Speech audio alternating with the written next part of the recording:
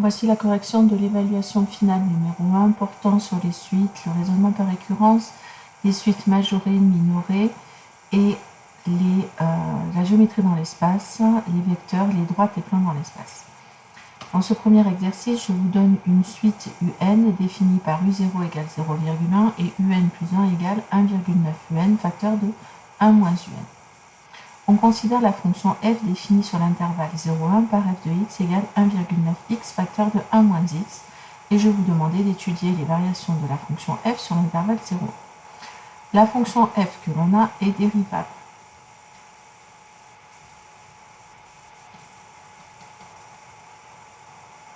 F de x, c'est de la forme u fois v. U, c'est 1,9x, et v, c'est 1 moins x. U' est donc égal à 1,9 et v' est égal à moins 1. Du coup, notre dérivée f' de x est égal à, d'après la formule, c'est u' fois v plus u fois v', ce qui donne 1,9 facteur de 1 moins x plus 1,9x fois moins 1.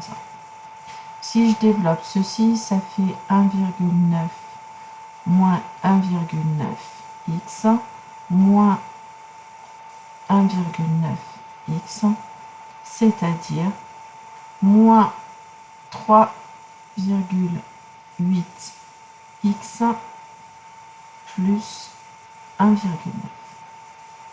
Je dois étudier les variations de f, donc pour cela je cherche quand c'est que f' de x est égal à 0. C'est vrai lorsque moins 3,8x plus 1,9 est égal à 0, c'est-à-dire lorsque 3,8x est égal à 1,9, donc lorsque x est égal à 1,9 sur 3,8, c'est-à-dire 1,5. Je vais donc pouvoir faire le tableau de variation de ma fonction sur l'intervalle 0,1 comme cela m'est demandé. Je mets le signe de f' de x et j'en déduirai les variations de f. Sur les valeurs qui annulent f' de x, on vient de trouver que x est égal à 1,2. Notre dérivée f' de x, elle est égale à moins 3,8x plus 1,9. Donc elle est d'abord puis positive plus négative. Donc notre fonction est croissante puis décroissante.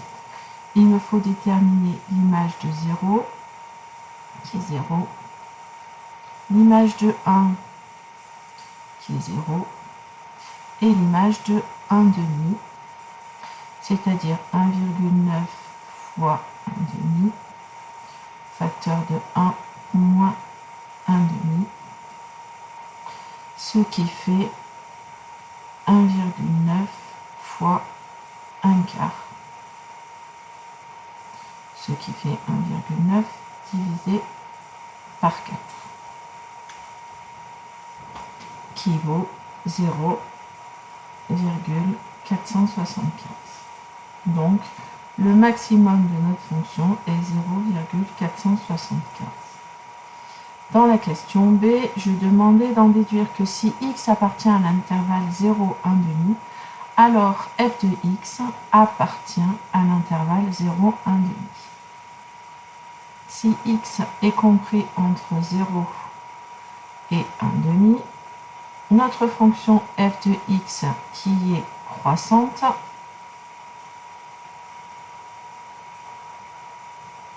nous permet d'écrire que les images sont rangées dans le même ordre que les valeurs. Donc, on a f de x qui est compris entre f de 0 et f de 1,5. Mais f de 0, c'est 0. f de 1 demi, on vient de voir que c'est 0,475, qui est lui-même plus petit que 0,5. Donc, f de x appartient bien à l'intervalle 0, 1 demi. Passons à la suite de l'exercice où on s'intéresse plus précisément au terme de la suite UN. Donc on a fait la représentation graphique de la fonction f, représentée par la courbe UCF, qui est la parabole. On a tracé la droite d'équation y égale x, et à partir de celle-ci, on a représenté les valeurs de U0, U1 et U2. Donc je vais placer U0, je suis montée jusqu'à la courbe, ça me donne U1. Grâce à la droite y égale à x, je me ramène à U1 sur l'axe des abscisses, puis je retourne à la courbe, ce qui me donne U2. Avec la droite y égale à x, je retourne U2 sur l'axe des abscisses, et ainsi de suite. On vous demandait, grâce au graphique, de conjecturer le sens de variation de la suite UN. La suite UN semble croissante.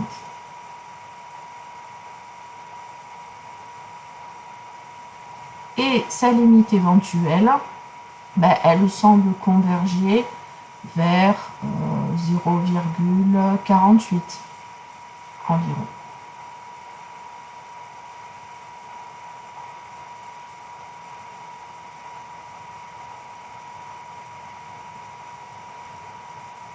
Poursuit avec l'étude de la suite. Donc, pour rappel, U0 est égal à 0,1, UN plus 1 égale 1,9 UN facteur de 1 moins UN, c'est-à-dire UN plus 1 égale f de UN. On a démontré que la fonction f est croissante et que si x appartenait à l'intervalle 0, 1,5, alors f de x appartenait lui aussi à l'intervalle 0, 1,5. Il nous est demandé, en utilisant les résultats de la question 1, c'est-à-dire les informations sur la fonction f, démontrer par référence que pourtant tout entier naturel n, 0 est inférieur ou égal à un, qui est inférieur ou égal à un plus 1, qui est inférieur ou égal à 1, 2. On commence par l'initialisation.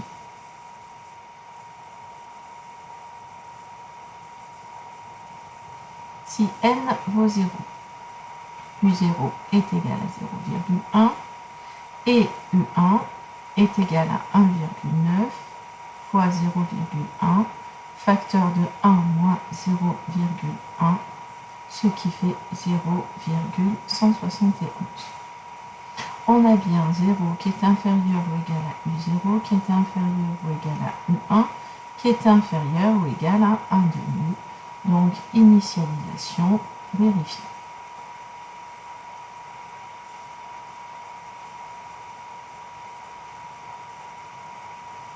Passons maintenant à l'hérédité.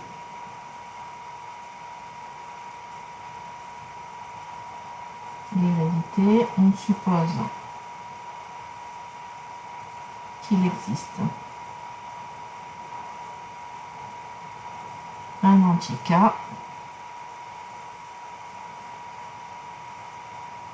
tel que 0 est inférieur ou égal à UK, qui est inférieur ou égal à UK plus 1, qui est inférieur ou égal à 1,5. Et on veut montrer que on a alors 0 qui est inférieur ou égal à UK plus 1, qui est inférieur ou égal à UK plus 2, qui est inférieur ou égal à 1,5. On part de notre hypothèse de récurrence, à savoir 0 est inférieur ou égal à UK, qui est inférieur ou égal à UK plus 1, qui est inférieur ou égal à 1,5. J'applique la fonction f, qui est une fonction croissante sur l'intervalle 0, 1,5. Et donc, j'obtiens que f de 0 est inférieur ou égal à f de UK, qui est inférieur ou égal à f de UK plus 1, qui est inférieur ou égal à f de 1,5. on obtient que 0 est inférieur ou égal à UK plus 1, qui est inférieur ou égal à UK plus 2, et ça, on sait que c'est inférieur ou égal à 1 demi. Donc, hérédité vérifiée.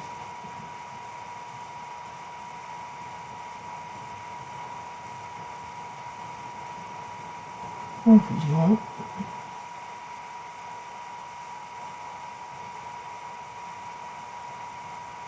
D'après le principe du raisonnement par récurrence,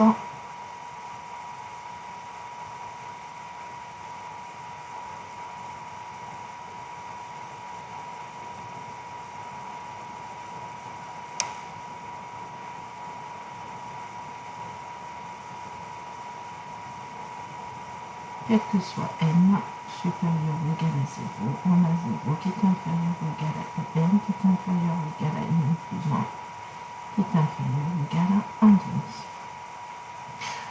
Vu que l'on a un qui est inférieur ou égal à un plus 1, quel que soit n, on en déduit que la suite un est croissante.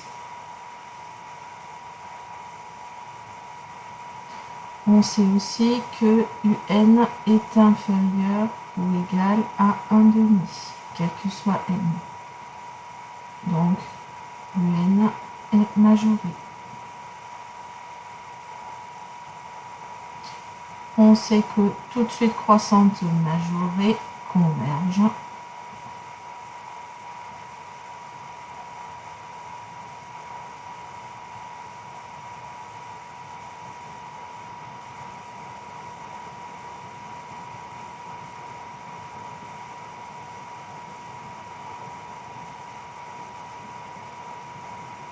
Donc,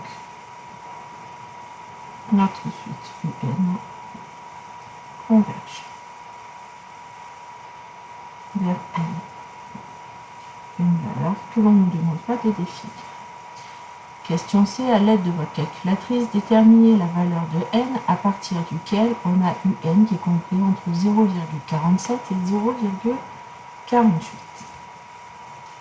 Je vais utiliser la calculatrice Numworks pour voir comment on fait. Donc pour cela, je me mets dans le mode suite. J'ajoute une suite qui est définie par récurrence, une récurrence d'ordre 1. La suite un plus 1 est égale à 1,9 fois un, facteur de 1 moins un. Alors, les termes de U,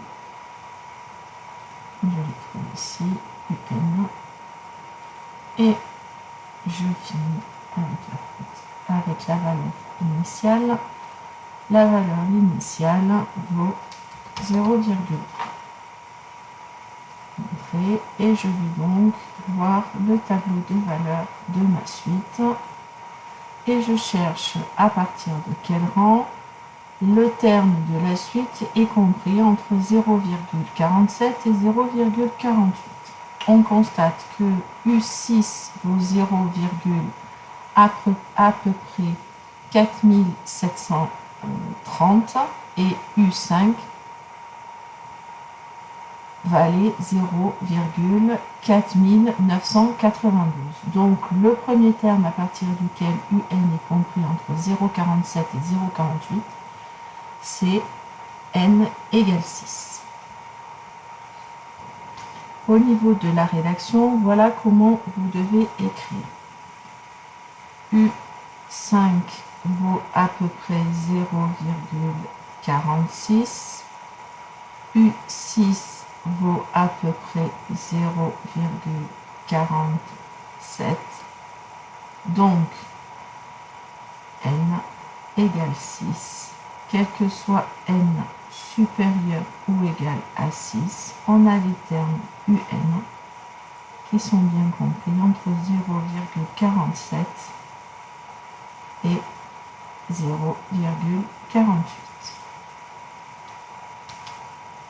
Continuons avec la question 4 où l'on vous donne un algorithme où l'on a supposé ensuite que la limite de la suite un était n égale 9/19 et on vous demande de compléter cet algorithme en Python de manière à ce qu'ils permettent de déterminer le rang à partir duquel les termes de la suite UN sont proches de L à 10-6 près. Donc, c'est un algorithme qu'on appelle un algorithme de seuil. Donc, la valeur d'initialisation de N, c'est 0. La valeur d'initialisation de U, c'est 0,1. Et tant que la différence 9/19 moins U reste plus grande que 10 puissance moins 6, on exécute cette boucle. On exécute cette boucle en faisant calculer les termes de la suite. Et donc, ici, U est égal à 1,9 fois U fois 1 moins U. Et n doit augmenter, puisque ce qui nous intéresse, c'est de connaître le rang à partir duquel on a cette valeur-là. Quand j'ai calculé le terme nouveau de U, j'ai augmenté le rang de n de 1, dont n prend la valeur n plus 1. Passons à l'exercice 2, exercice de géométrie. On considère le cube ABCDEFGH, le point I est le milieu du segment EF, le point J est le milieu du segment GH, le point K est le centre du carré ADHE et le point E est le milieu du segment AG. Dans la partie 1, on se place dans la base AB, AD et AE et je vous demandais de décomposer les vecteurs AI, AG et EJ dans la base AB, AD et AE. Donc le vecteur AI.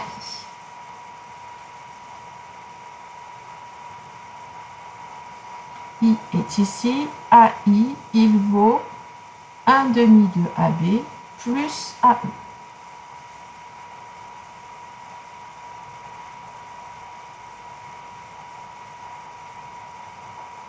Et la décomposition est terminée. Passons à AG. Le vecteur AG, c'est AB plus BC plus CG.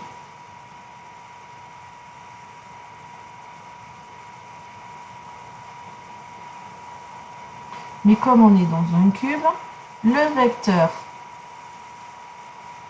AG,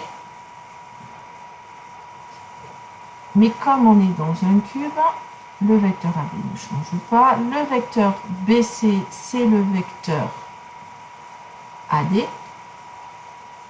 Et le vecteur CG, c'est le vecteur AE. Et on a terminé la décomposition du vecteur AG. Terminons maintenant avec EJ. EJ, c'est EI plus EH plus HJ, ça sera plus simple.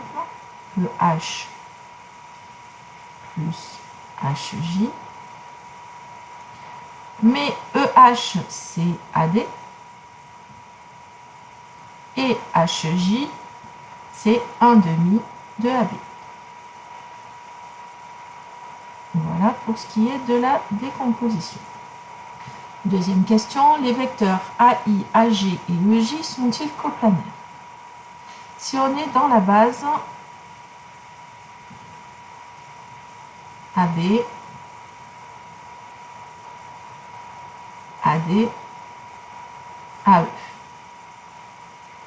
Le vecteur AI a pour coordonnées 1/2, 0, 1. Le vecteur AG a pour coordonnées 1, 1 et 1. Et le vecteur EJ a pour coordonnées 1/2, 1 et 0. Pour que les vecteurs AI, AG et EJ soient coplanaires,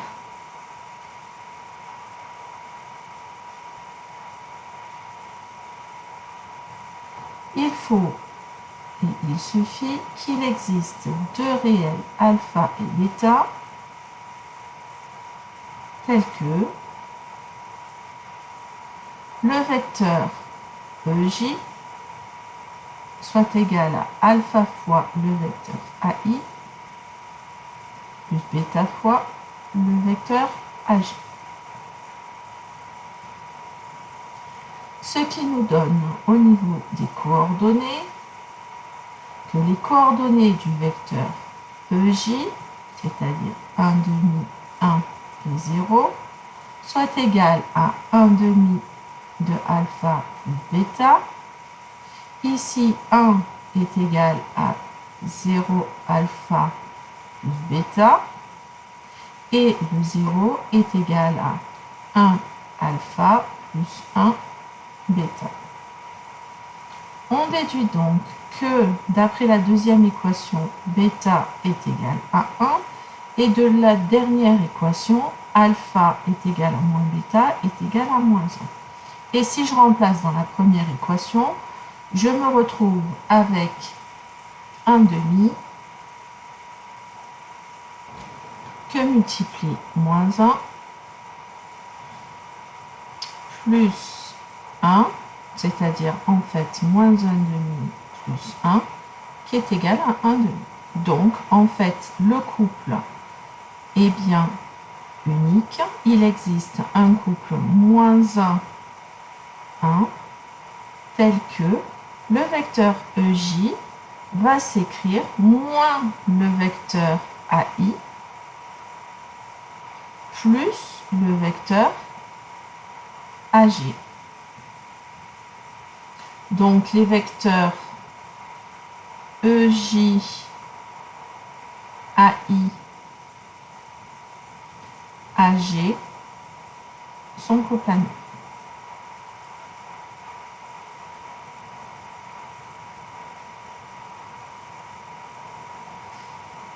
Question 3. En déduire la position relative de la droite EJ par rapport au plan AIG. Le point E n'appartient pas au plan AIG. E n'appartient pas au plan AIG.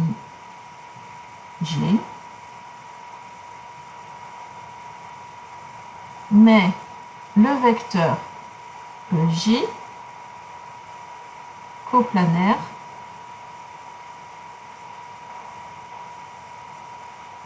AI et AG. Donc, on en déduit que la droite EJ est parallèle au plan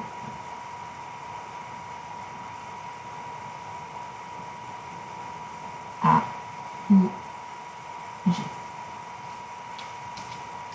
Partie B, on se passe cette fois-ci dans le repère orthonormé A, AB, AD, AE de l'espace. Déterminer les coordonnées des sommets du cube. Donc ça va très vite. A, c'est l'origine du repère, donc ça fait 0, 0, 0. B est de coordonnées 1, 0, 0.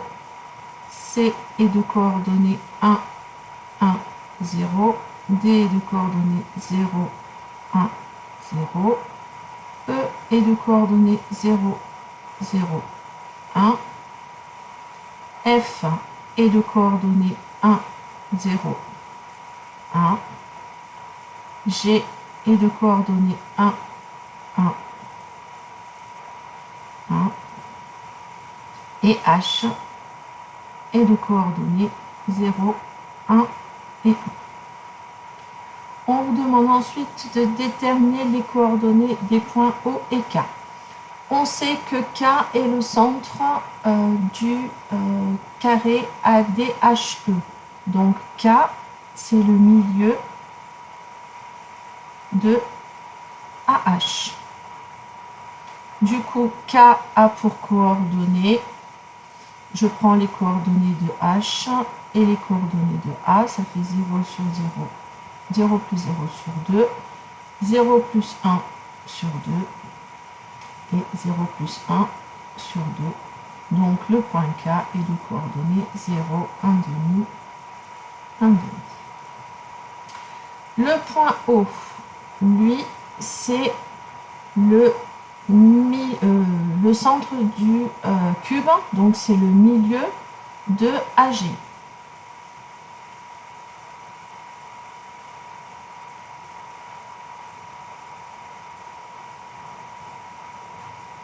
Donc, Les coordonnées de O, c'est 0 plus 1 sur 2, 0 plus 1 sur 2, 0 plus 1 sur 2. Donc O est de coordonnées 1 demi, 1 demi et 1 demi. On demande quelle est la position des droites OK et DC. Le vecteur OK est de coordonnées, du coup, 0 moins 1 demi, ça fait moins 1 demi. Ensuite, 1 demi moins 1 demi, ça fait 0, et 1 demi moins 1 demi, ça fait 0. Le vecteur DC est de coordonnées 1 moins 0, ça fait 1, 1 moins 1, ça fait 0, et 0 moins 0, ça fait 0. On constate que le vecteur OK est égal à moins 1 demi de DC. Donc, les vecteurs sont collinéaires.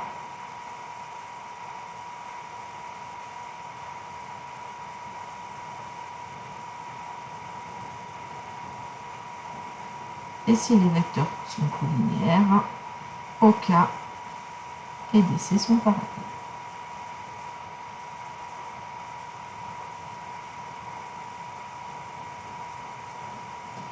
Voilà, j'espère que la correction de ce devoir vous aura permis de mieux comprendre vos erreurs. N'hésitez pas à me poser des questions en classe s'il y a encore des doutes qui persistent.